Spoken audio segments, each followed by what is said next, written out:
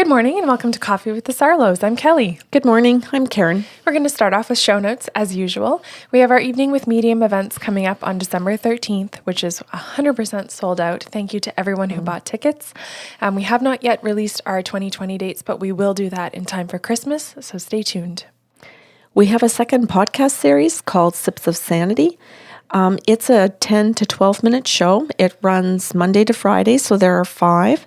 They are based on emotional and spiritual intelligence and the tools. We have those now posted on Patreon. Yes. You can get the first show free on the website by sarlo.com and the remaining 4 shows after that on Patreon. Well done. I feel like that's a test every week. Okay. And last but not least, we have our personal practices separate from one another. If you are looking to book sessions with either Karen or myself, you can contact us via the website or via email or telephone. Is that good? Mm-hmm. Okay. So you've got all of our notes in front of us today. Mm-hmm. So I do. Begin. Okay. Let's get to it. So this is a client story. It's a group of 5 people that came in for a group session. So they just filed into the living room and sat down, and I went through consent. And the first thing I heard is, it's mom and dad. We are both crossed over. This is a group of siblings, and they are here to connect to us. And I thought, okay, that's really cool. I'll start off and I'll just ask them that, because they didn't make anything clear when they first arrived that they were even related. So I said, is this brothers and sisters? Yeah. I said, and both your parents have crossed? Yes. And I said, I'm also being told that you listen to our podcast shows. Aww. Yeah. And that you guys got together as a group. Not all of you listened to it. A couple of you did. And shared it with the family and asked your siblings if you could all come together to just come to hear what your parents have to say to you. So it wasn't a session of, let's go see if we can find a medium to prove to us that they're a medium. Mm-hmm. You know, that client? I do know. Yeah, that one. So it's not the, let's see if they're any good. Let's see if this is for real. All of that stuff. It was, no, we're going to get past all of that issue. We just want to know what mom and dad want to say to us. So you can just dive right in. Nice. Yeah. So I said, well, maybe you should take out your cell phones and put them on the table so that you can record this, so that later, if you're writing notes or you're sharing things are going to be remembered, or not remembered, but you can go back to the tape to validate something. Mm-hmm. So that if you think one of your parents said something, and I'm thinking, why am I doing this? Why am I explaining things like this? And I just sat in my head for a second and thought, what is happening? Why am I trying to double track or double make sure of everything? Is this about me? Is this about my family? Humans again? Is this human behavior? Uh-huh. And then I heard the mom and dad say, oh no, that would be because of our shit. Mm-hmm. And I'm like, oh, this is going to be fun. So you two, I just remember looking at them going, you two are a piece of work. And somebody might think, oh my God, is that ever rude? That's how you talk to dead people? Yeah. And I just remembered looking at the parents thinking, oh my God, it's going to be a shit show. So you weren't healthy parents then, in other words. No. And that's how I began it with them. I said, well, apparently I'm fumbling over my own words because your parents purposely always screwed things up and you guys didn't know who said what. And there was always complications, even understanding what dad wanted this morning versus after lunch. Mm-hmm. And then mom's the enabler, so she's going to flip with them. So you can't really ask mom because she might go with the dad's early version. Yeah. And then she's going to get screwed over too. So she's going to be on pins and needles if you ask her anything. Now, can you imagine living like that? Yes. Right? So when you've got one parent whose mood changes from 9 o'clock to 10 o'clock, then you've got the partner who doesn't know what to do between 9 and 10. And they're hoping for a short period of time that there's going to be some level of consistency to be able to say to the kids, this is the page we're on. This is what we're doing. This is how this is going to go down. And this is the current mood. So I said, is that all correct? Every single one of them, So I said, all of the girls here, you're all sisters, and each of you are married. Is that correct? Yes. And I said, your parents are saying that all three of you have married men like your dad. And I think that was a really tough moment at the very beginning of a 1-hour session for them to hear something like that when it was the last thing they wanted to do in life, was to pick somebody like their dad. And difficult, I think, to admit it to themselves and also to be able to admit it in a room with all of their siblings present. Because we can know it, that we did it, but to have all of the siblings sit there and look at you, and you're going to be asked, is that correct? Because I'm asking for validations, that it may be the first time that it's going to come out of your mouth that you're aware. And so if you're aware that you did, then what are you doing? This is why we ask people who are requesting group sessions if they've actually thought through whether or not they want a group session. Because you're talking about admitting something that is not exactly flattering. Yeah. And maybe incriminating to the degree that in a family, you actually have to own up to some of the shit that you've caused and say, I know I did it.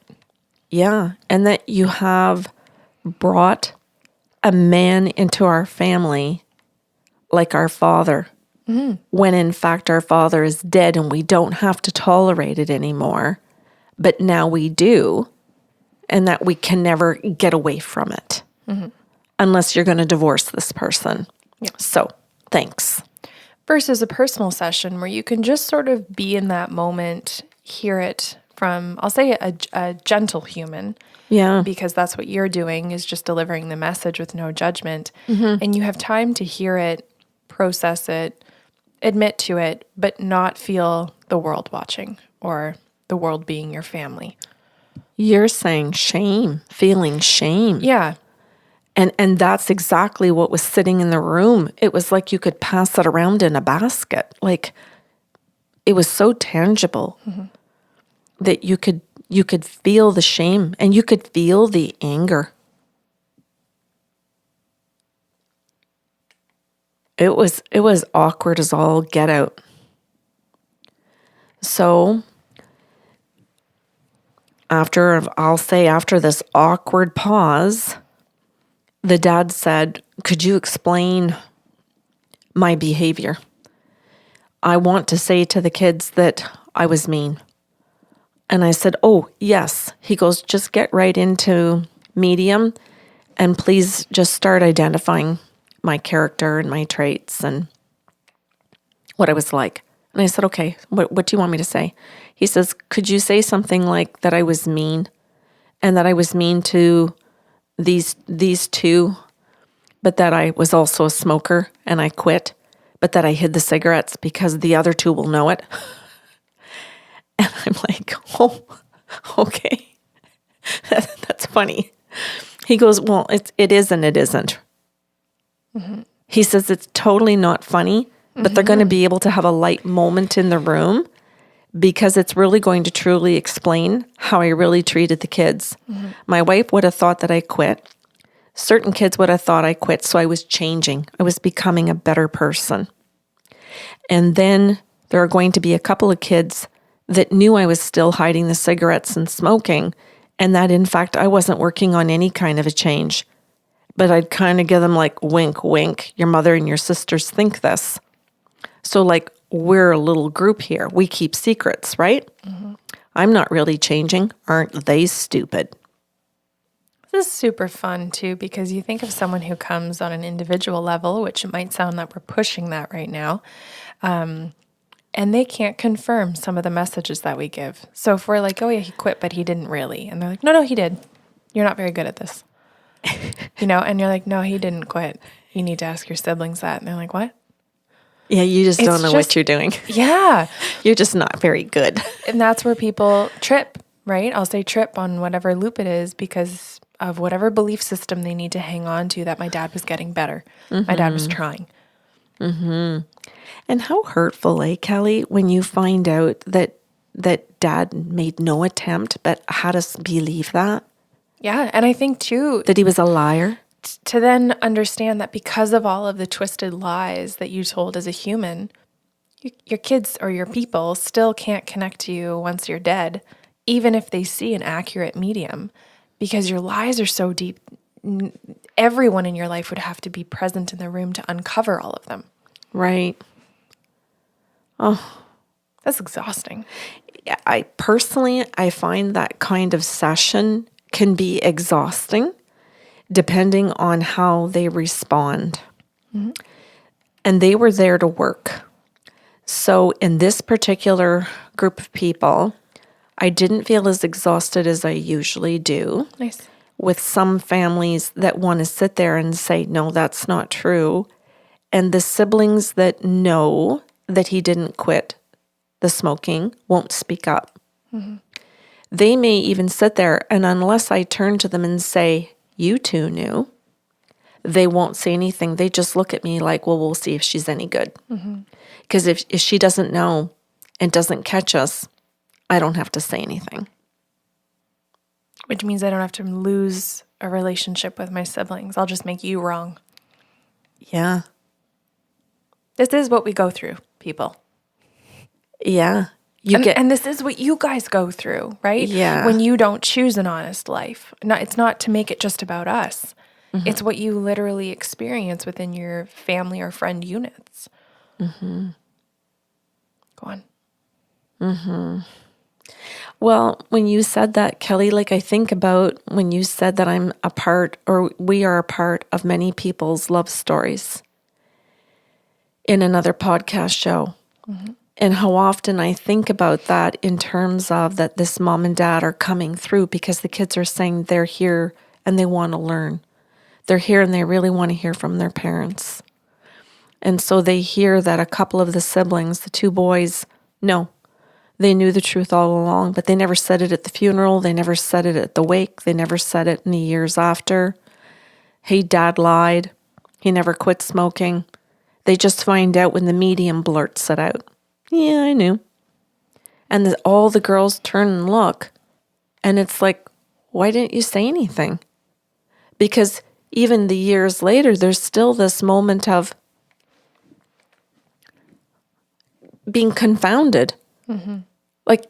So dad gaslit us when he was alive, and you've allowed the gaslighting to continue for all these years since he's died? Mm-hmm. To what purpose? Well, I just didn't want to bring it up. What? You just didn't want to bring it up? For what reason? Well, and you're facing rejection at that point too, right? Because you're staring at siblings or whatever the dynamic is and saying, why did you pick them and not me? If I was believing in something to be the truth, mm-hmm. why did you choose to love or side with them instead of allowing me to know the truth mm-hmm. so that I could live differently? Mm-hmm. There's so much pain in that. There's so much hurting in all of that. And there's also a moment of, I thought we had moved past that since mom and dad died. Mm-hmm. And now I feel like I'm right back at those moments before death. And I thought I had come this long way since then to find out that, what, you're like dad too then? Mm-hmm. What? I just got told that I pick a man that's like dad, and now I found out my brother's like dad? So what the hell? So again, if we're counting the awkward moments, here's two. Coming in hot and fast. Yeah. Like, it's just, oh. There's anxiety in all of that because now there's anger all over again. There's hurt all over again. There's sadness. There's grieving. It's like you're starting the death process all over again. Mm-hmm. And I thought, wow, this is really, really interesting. Because sometimes when someone dies, we think, oh, that's finally over. And especially if they weren't kind to us on earth. But unless we really get in and have some good conversations after that funeral is over, I guess we superficially move forward. And we can't always understand why we're still depressed or why we still have grief or we still have anxiety. Mm-hmm. We don't really know what's underneath it until a moment like this when it's all unearthed right in front of you. And then it's like, oh, that's why. Because when the brothers know those things and don't ever divulge them, that's withholding. That's avoiding. Those are forms of verbal abuse. So was it lost on the brothers that they got called out for being like their dad? Or did that physically come up? No, it was lost on them at the beginning until the girls really dove into this. And it was like a fuck medium. Like, never mind. Never mind them. Never mind mom and dad. What the hell? Mm-hmm. And then wanted to get like right into it in the session to say, okay, we just went off the rails. Mm-hmm. We're at a session with a medium. Who gives a shit? We got to get through this. So let's talk about this. And if Karen, if you can interject and keep saying things and participate in this with mom and dad here, fine. But hey, you too. As much as I'm sitting here saying I went and married a dad, what the hell are you doing behaving like one?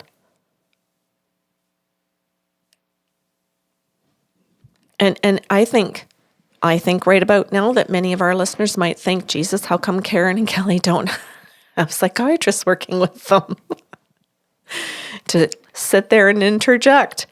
But there's a damn good reason we don't. Yeah, there is. We have no governing board sitting above us, human governing board, telling us what we can and cannot say.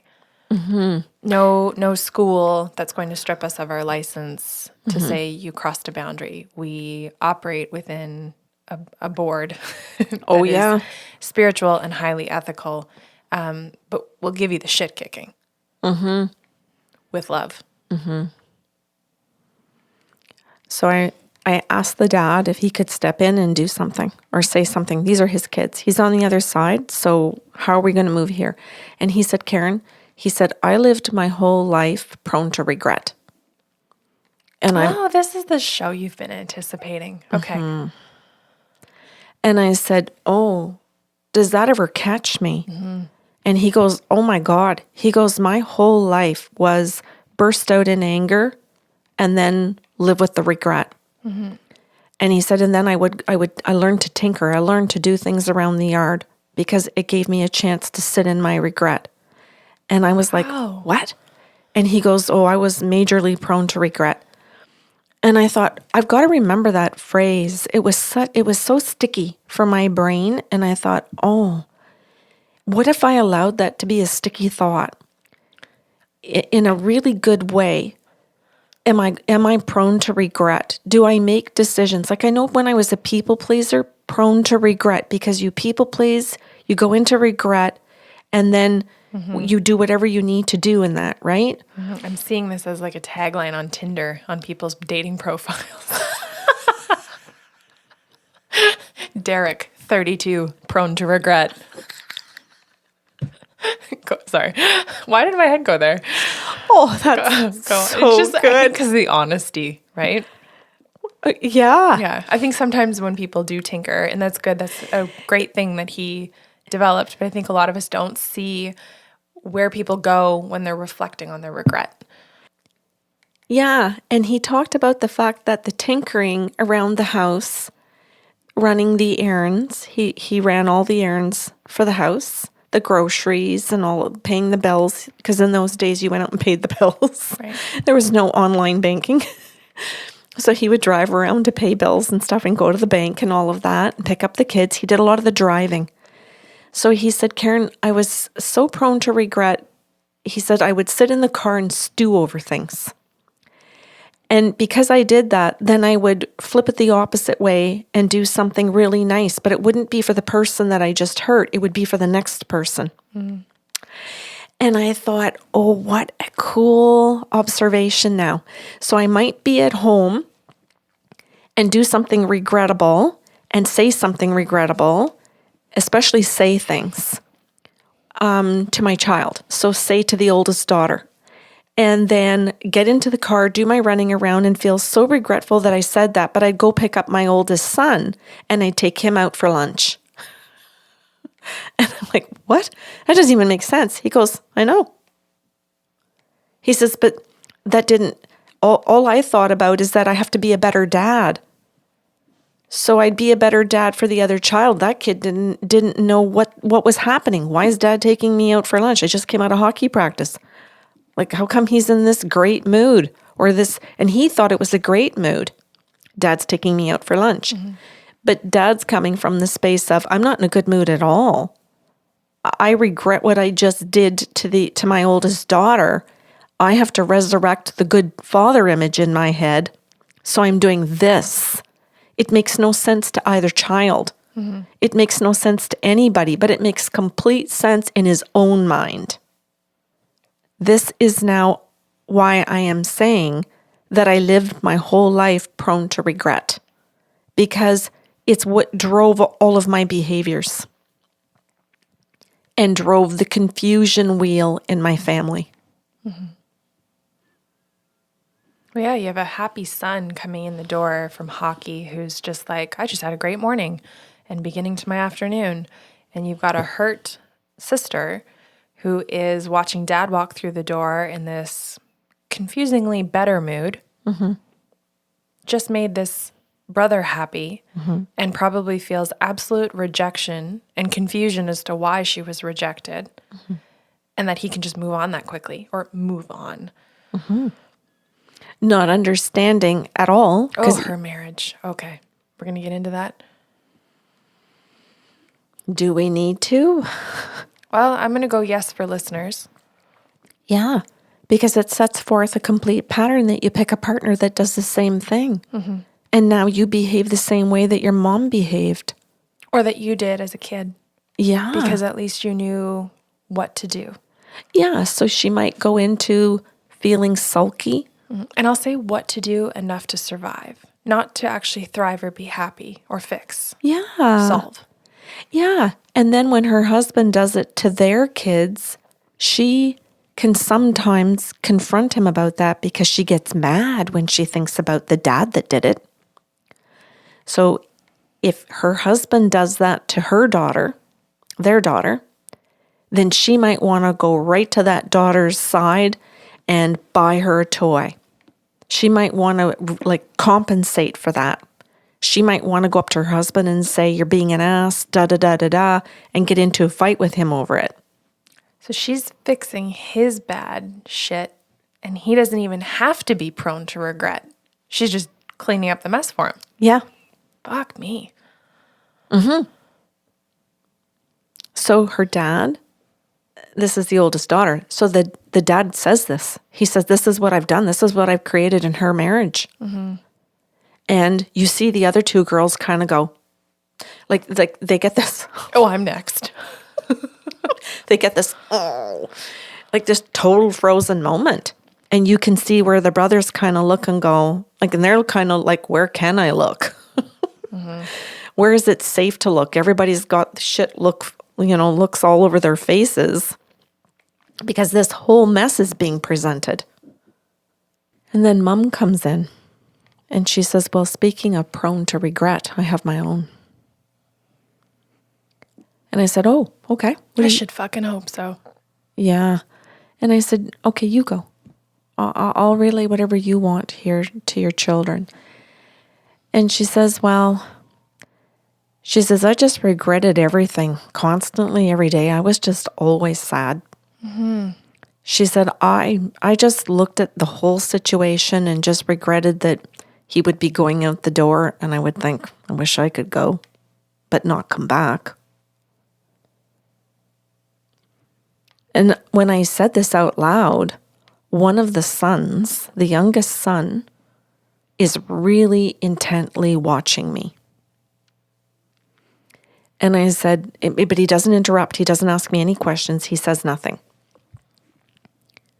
And I said, well, she says things like that she's regretful that she didn't leave on a daily basis. She wishes that she confronted him when she doesn't. But then when she does, she regrets that she did. So her regret is in both situations. So there's no winning. Mm-hmm. There's regret whether you do or you don't. She goes, so when he says that he lived his life prone to regret, I think, oh yeah, do I ever feel you? And she sighs. There's lots of sighing. And I'm not noticing at all, Kelly, that I'm sighing as I'm saying the things that she's saying. So I would say it and then go,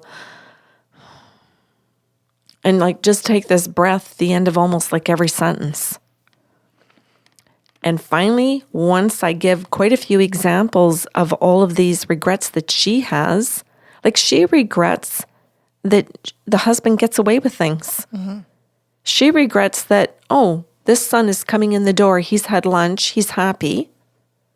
But here's my daughter that's hurt. And now she doesn't know if she should confront him because it's now going to take him out of this good mood. Right? And then regret that because then he's going to create a fight.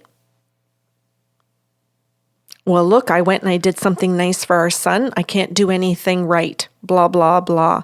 So then again, regret that if she stands up for the daughter and confronts him and says, well, why didn't you take our daughter? Why didn't you come back and say something to her and do something for her?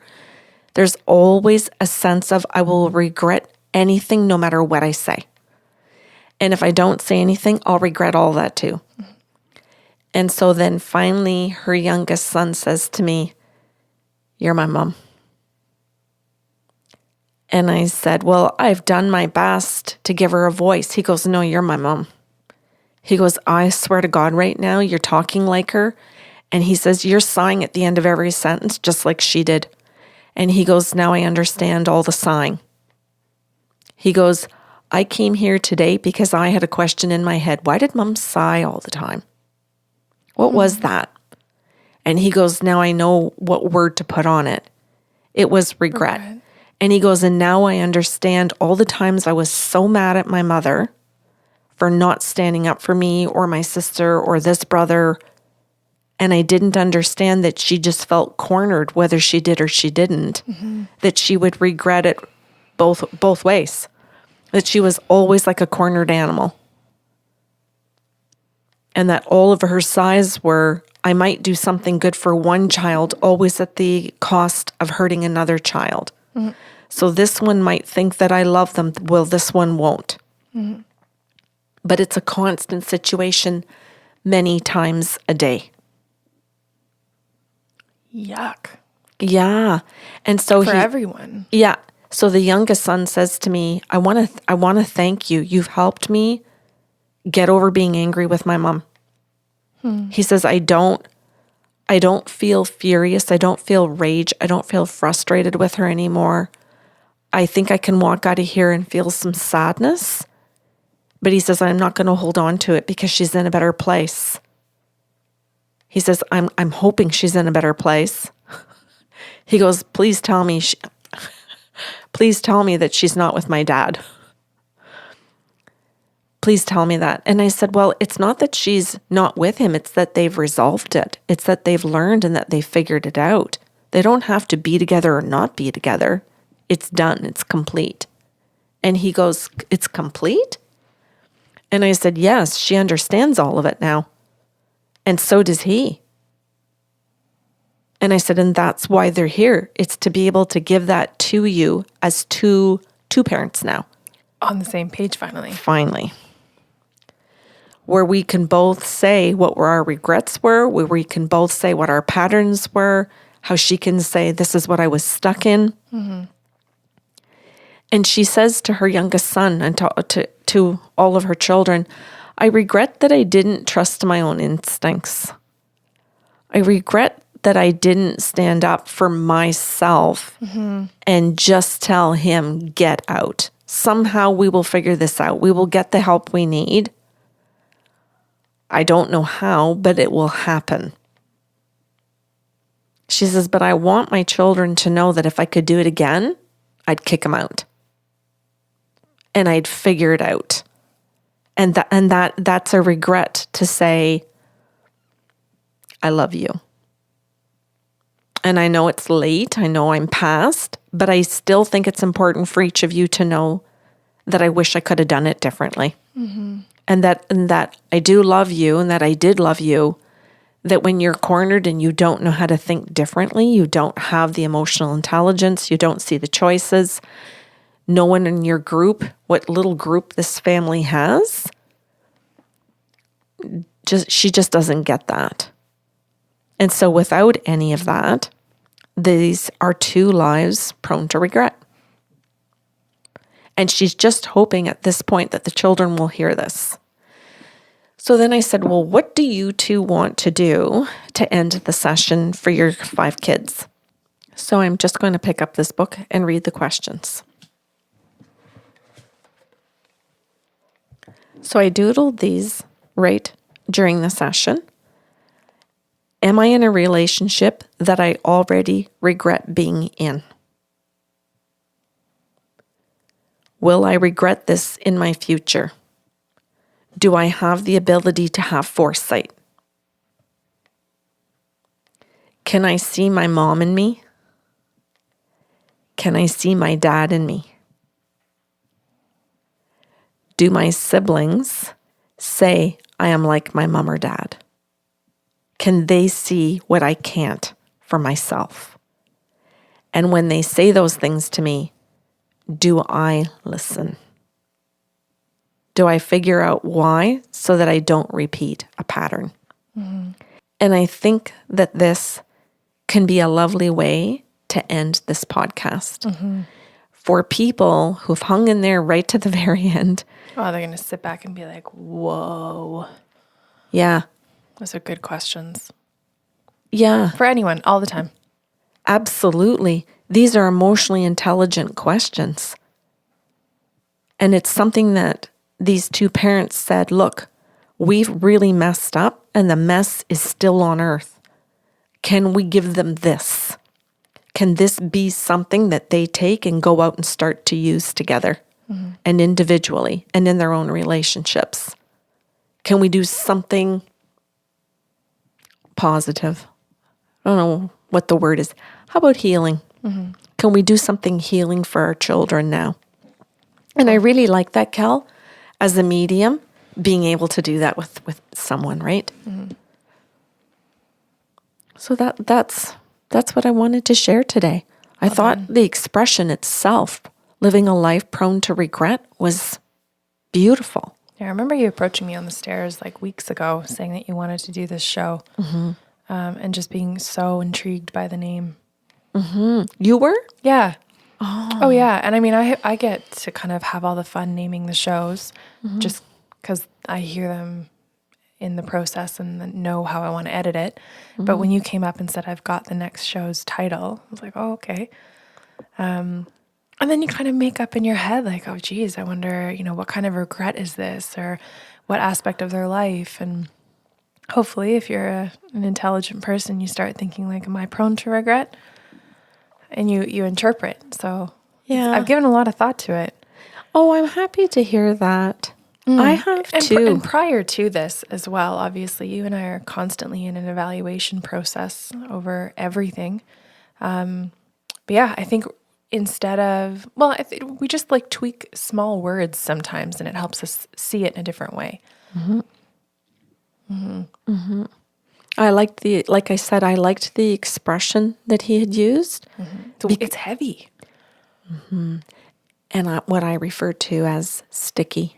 Yeah, as opposed to thinking, let's reflect. Let's do something soft and gentle and meditate. It's like, no, like, what are you prone to regret in your life? What patterns are you like just shit kicking yourself with? Let's get into baby pose and think about regret while I'm doing yoga. Well, thank you for preparing that. Mm-hmm. And thank you to the kids who showed up and bothered to want to do the work.